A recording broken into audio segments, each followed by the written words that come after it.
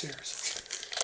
Alright guys, to start with the legs, what you're going to want to do is make these individual pieces. They can be up to your sizing, just depending on how you made your own robot.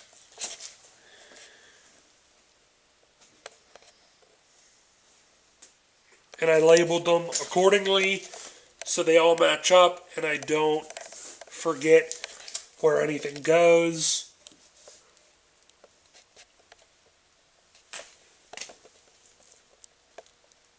So it's a lot of pieces to keep track of. So I'm just going to go one by one and glue these together and then show you how they all end up together.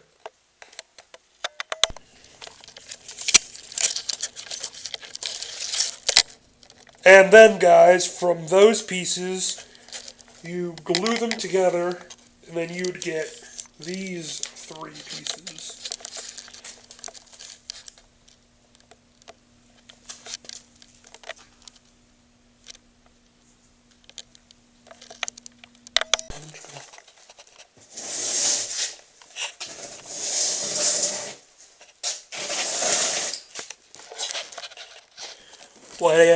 What I ended up doing was measuring down how far the legs went, made it even on both sides, and put a pipe all the way through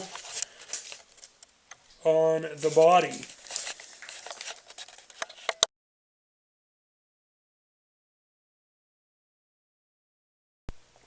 So if you can see on here, this is one of the legs on the Droid.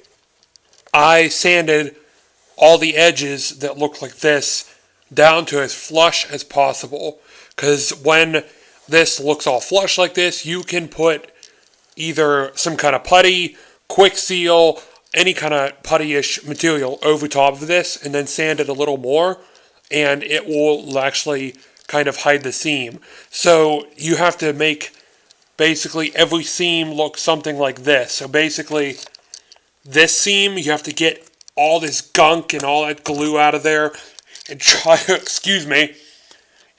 make it look as flush as possible. You can do this, I would suggest, with a Dremel, mainly because sandpaper kind of tears up this kind of foam.